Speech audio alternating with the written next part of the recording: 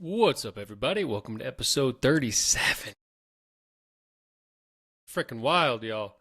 Episode 37 of Contemplations with Austin West. We almost there. Not gonna lie, I'm kind of excited. I'm gonna be dropping these down to one episode, maybe two a week, one for sure, every Wednesday. Just getting more dialed.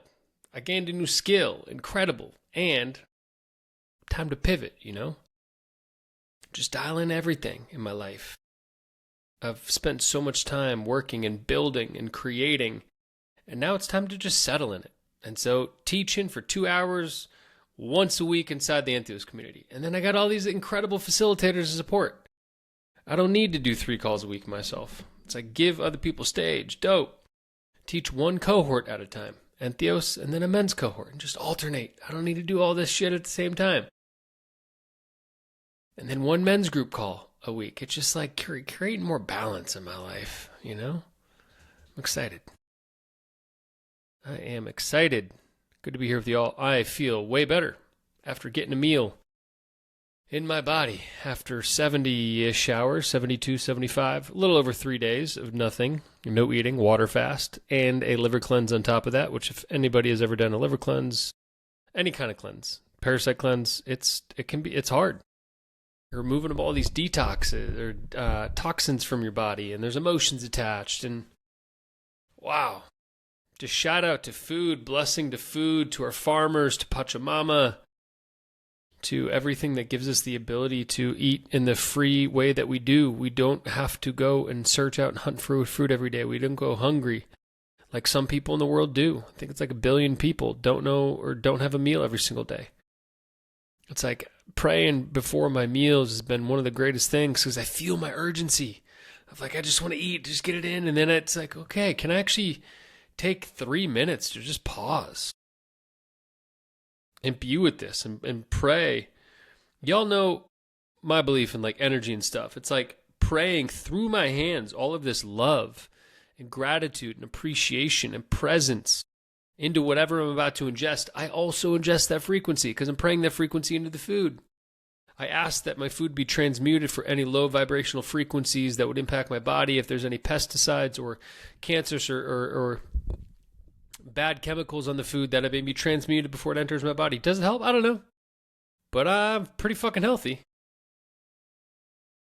There's so much of this stuff in the spiritual space. Even science. We can't prove most of the stuff we theorize. That's why it changes every 10 years. But I believe so deeply in belief. Oh, I think I just touched what I'm going to talk about today. We're going to talk about the great unlearn. Yeah, I forgot I thought about that in the grocery store. So it's like if I believe that setting that intention and pouring it into my food and just eating slower and like paying attention to my bites and being so grateful for these flavors, like what if tomorrow all that shit went away? We are so blessed. Last week I cooked Greek. I cooked Indian food. I cooked Thai food, Mexican food. I cooked 4 different cuisines in 1 week last week. Up until 30 years ago, you couldn't do that. Like, we are so blessed. We are so blessed.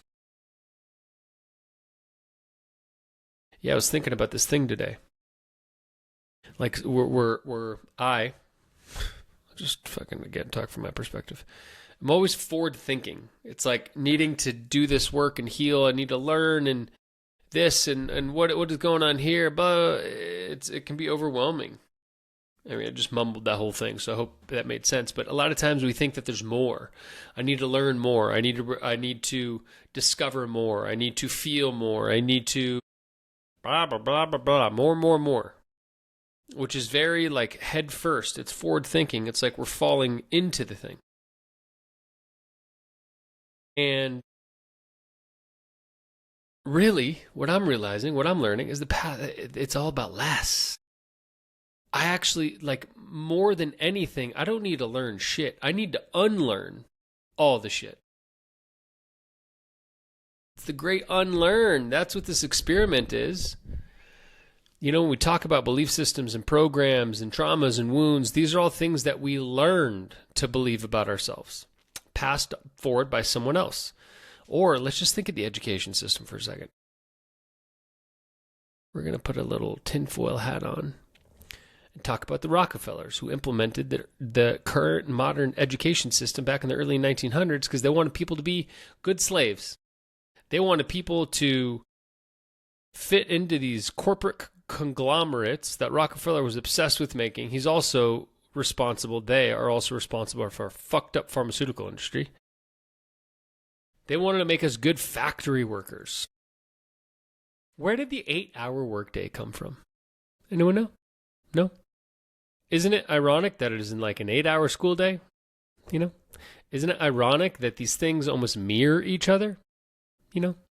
Isn't it strange how a lot of these things that were taught in school carry forward into the workplace? You know?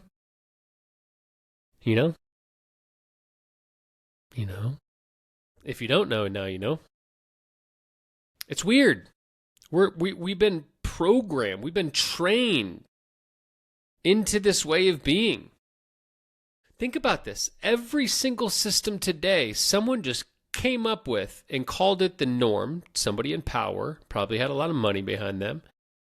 And those, like, that one person's decision that then other people got around has created everything we see in society. Who the fuck came up with that? I don't know the guy or gal. Do you know? Then why do we think it's right? Why have we been so taught to not trust ourselves and not trust our bodies? Let's talk about medicine. Actually, I'll finish my thoughts on education. It's so strange.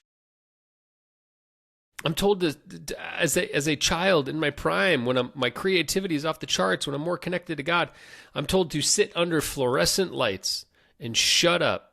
I get 1 hour of play a day, probably less today. I think we had 2 recesses growing up, 2 30-minute recesses or something, maybe more. Yeah, because lunch break. But I remember by 8th grade, recesses were getting cut. They wanted us indoors, less outdoors, more indoors, less physical activity. Look at PE from the 80s and 70s and 60s. It's like actual physical work. PE ain't shit these days. They want us sick. They want us numb. They want us distracted. They want us addicted. They want us obedient, to obey. Think about like a teacher. And this has nothing to do with teachers. I love teachers. I think they're the most underpaid job in the world. And it just goes to show that they don't give a shit about education. It's a system to indoctrinate us into more than anything. Because if it was actually about the importance of education, teachers would be some of the highest paid people in our society. So the value we put on it reflects what it's actually about. Eric Godsey has this thing. Shout out to one of my GOAT teachers. Eric Godsey. He says you can tell a lot about I'm going to butcher this, but you can tell a lot about a culture based on their biggest buildings.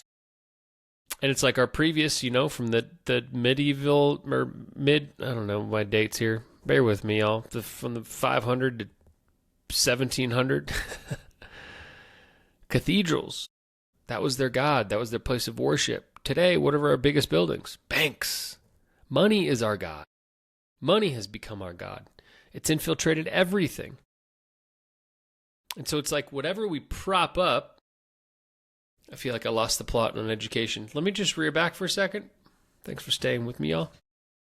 We have this one individual at the front of the room that's supposed to know what is best for all 30 people there, as if that one curriculum is supposed to land for all 30 people. But it is true it lands for all 30 people if we deny the creative aspect of what is to be human, if we deny authenticity. And then we put people on a testing standard. What the fuck is that? Some of those brilliant people in the world didn't go to college or dropped out.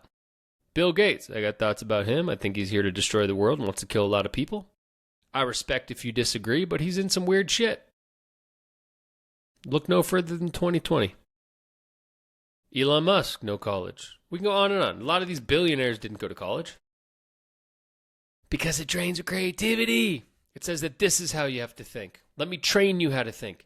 Think about this. School gives you something that somebody else created and says, live your life by this. Deny your own knowing. Deny your own perspective. Deny your own beliefs. Deny your own gifts.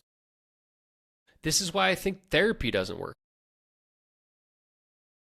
You have a handful of men, some women, that are propped up as like the ultimate psychologists and psychotherapists that have ever existed. And then everybody trains under their own doctrine. And then people sit in this room, and I'm literally trying to hold space and teach you something that is not original of me, that is from some guy that lived 100 years ago, denying human connection, not getting personal with you, creating all these boundaries and barriers, and then we wonder why it doesn't work.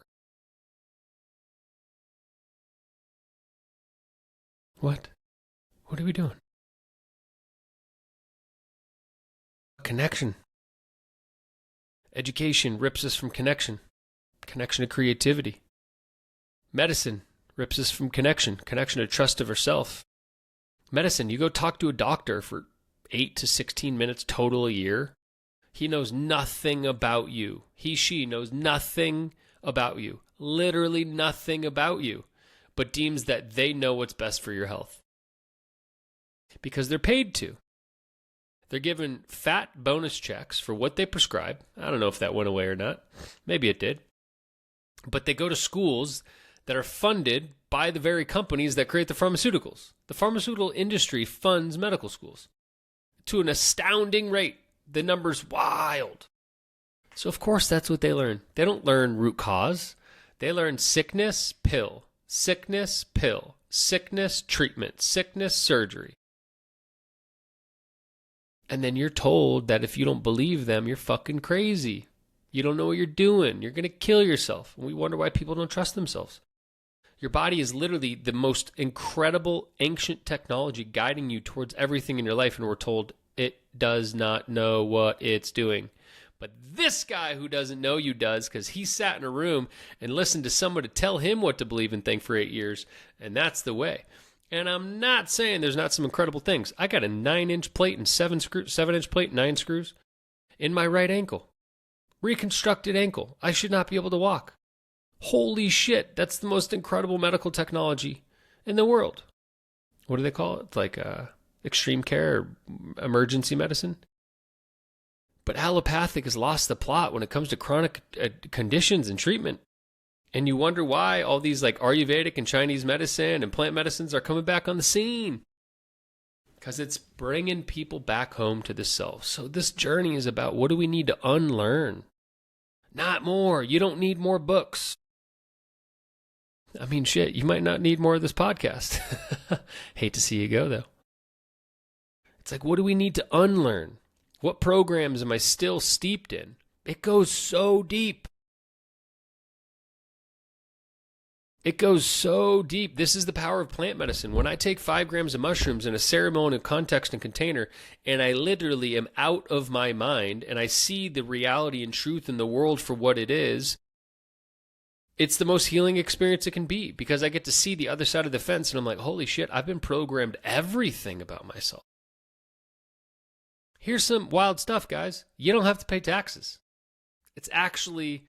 legally, you don't have to pay taxes, but we've been very taught that you do. That's a deep rabbit hole I don't want to get in. But I've legally not paid taxes for 3 years. Legally.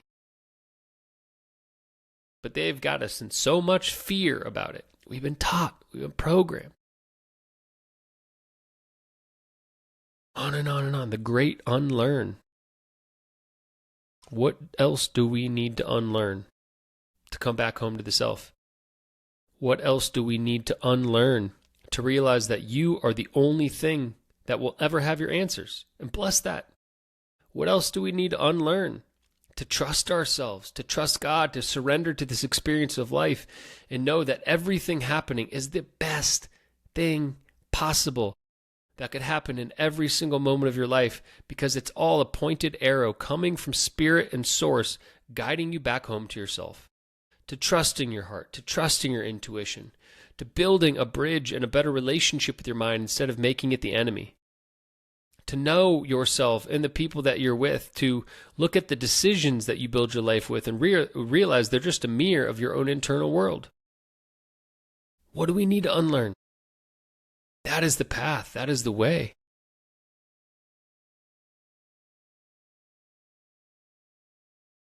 It feels complete. Appreciate y'all being here. I got 3 more after this. That's wild. Excited to see how it evolves. And until next time, you know it. Be blessed.